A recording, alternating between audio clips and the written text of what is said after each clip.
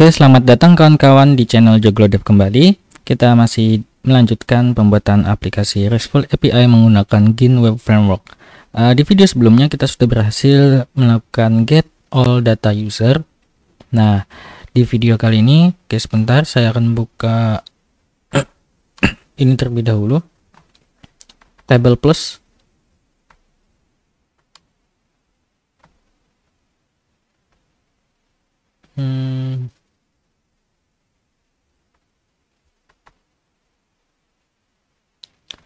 Oke, nah di video ini kita akan melanjutkan pembuatan aplikasi kita. Sebelum kita melanjutkan pembuatan untuk function-function di dalam controller user, di sini saya akan tambahkan satu buah package yaitu go.env untuk membuat satu buah atau menghandle nilai-nilai environment variable supaya untuk men-setup config-config di aplikasi kita. Nah, di sini saya akan tunjukkan. Teman-teman bisa kunjungi saja GitHub-nya di johogo.env. Setelah itu silahkan install seperti ini. Karena saya menggunakan Golang versi 1.19, saya akan kita bisa jalankan seperti ini atau seperti ini juga sama ya. Ini untuk command ya, untuk CMD, tapi saya akan gunakan yang secara umumnya saja. Kita akan gunakan yang menggunakan sebagai library. Kita bisa pastekan di terminal kita, jalankan seperti ini. Kita tunggu prosesnya selesai. Jikalau sudah selesai, kita bisa tambahkan seperti ini ya untuk contohnya. Nah, kita panggil go.env load. Nah, dia akan meload secara otomatis, dia akan meload satu buah file yang namanya .env. Tetapi jikalau file .env kita berbeda, kita bisa mengcustomnya kalau tidak salah dengan membaca seperti ini, go.env, kemudian nama filenya kita taruhkan di dalam sini ya, dalam function loadnya dalam bentuk string. Oke, seperti itu. Jadi di sini saya akan buat terlebih dahulu satu buah file namanya adalah .env environment variable, kita taruhkan di sini semuanya nanti. Nah, selanjutnya kita pergi ke Bootstrap app. Kemudian di sini kita akan pertama kali yang ingin kita lakukan adalah melakukan load env variable.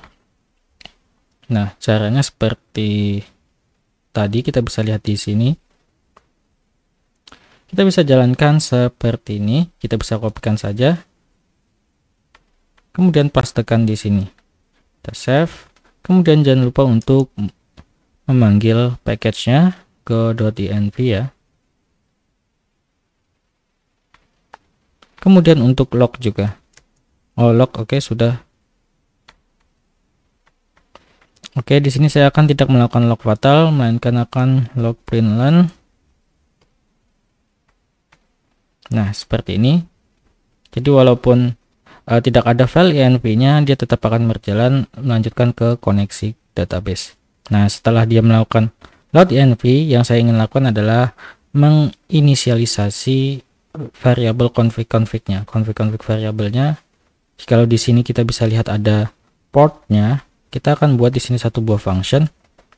Tapi sebelum itu,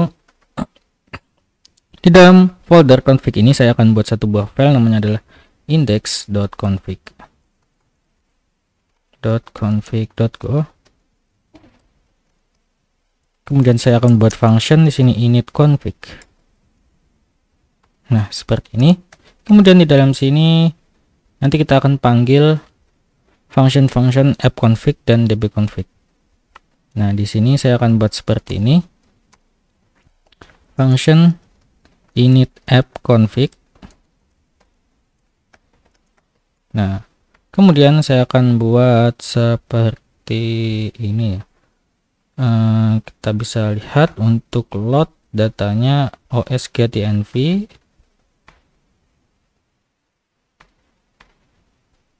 os get environment variable, kemudian key-nya adalah apa, kita taruhkan app port ya, seperti ini. Kemudian kita bisa lihat kembali tadi, dia akan dimasukkan ke satu buah variabel. Kita akan masukkan di sini, namanya adalah katakan seperti ini, port env. Nah, seperti ini. Kemudian di sini saya akan lakukan pengecekan if port env tidak sama dengan empty, maka kita akan isikan nilai port dengan port env ini. Oke, seperti itu. Dan selanjutnya kita akan buat di dbconfig.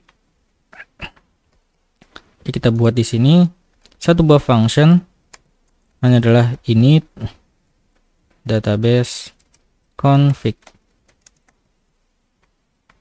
Kemudian kita bisa panggil sama seperti tadi ya. Kita bisa lihat di sini driver, driver env sama dengan os get env, key-nya adalah db driver. Kemudian kita lakukan pengecekan juga if driver env tidak sama dengan empty string, maka kita akan isikan nilai db driver dengan driver env variabel ini. Selanjutnya sama, kita akan teruskan untuk melanjutkan db host, db port, name, user, and password. Pertama adalah db host env, os get env, db host if host env tidak sama dengan empty string, maka yang akan kita lakukan adalah db host kita assign dengan nilai host env. Kemudian di sini ada tadi db port. Jadi artinya di sini port env os get env db port if port env tidak sama dengan empty, maka db port sama dengan port env. Oke, selanjutnya name, user, password. Saya akan kopikan saja di sini ya.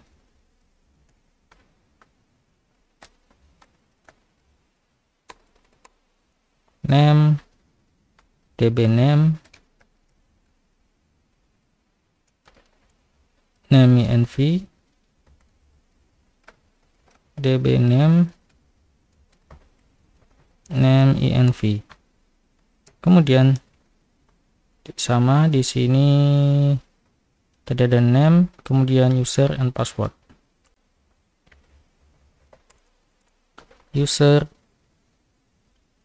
kemudian di sini db user, kemudian di sini db user, dan di sini user env, dan di sini juga user env, dan satu lagi password.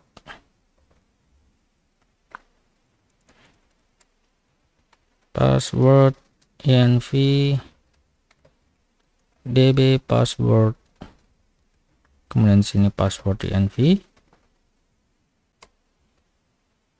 dan di sini db password, dan sini password env. Oke, seperti ini. Kemudian function init database config dan init app config kita panggilkan di sini di function init config. Jadi kita panggil nama package-nya tadi ada app config, kemudian init app config, dan ada db config init database config. Oke, seperti ini. Kemudian init config ini kita panggil di bootstrap file ini di bagian sini. Init config, tapi sebelum init config kita panggil packet configs-nya per init config seperti ini. Nah, saya akan berkomen di sini init config. Di sini load.env file. Sini database connection.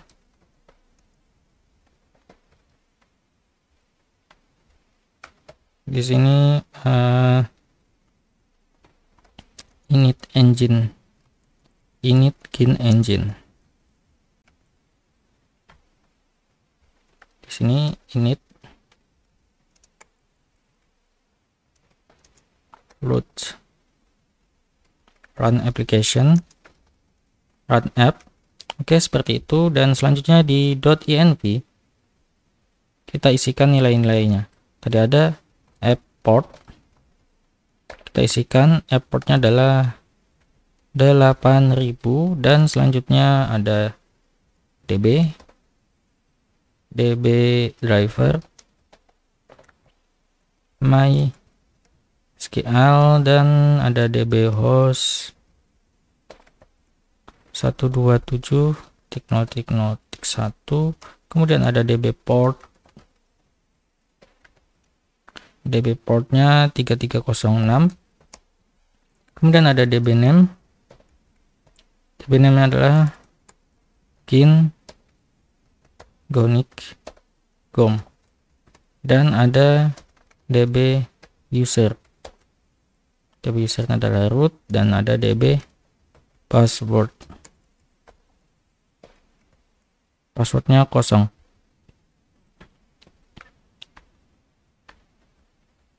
Oke, mungkin itu ya. db driver host. Untuk app config mungkin itu dulu. Jadi kita akan gunakan seperti ini. Dan kita coba jalankan terlebih dahulu. Harusnya berjalan normal. Go run main.go. Oke, kita bisa lihat di sini ada error di bagian failed to initialize database got error gin-gonic-gom. Database gin-gonic-gom kan connect to database, tidak bisa connect ke database ya. Kita lihat db port db gin-gonic-gom. Kalau yang di sini go gin-gonic, jadi nggak ada database-nya ya. Dia sudah mengecek pengecekan ke database, ternyata tidak ada datanya. Nah, seperti ini kita jalankan kembali.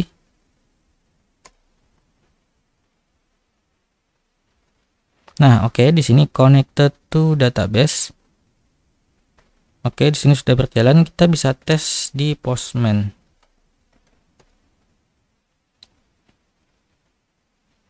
Dia berjalan di port 8000.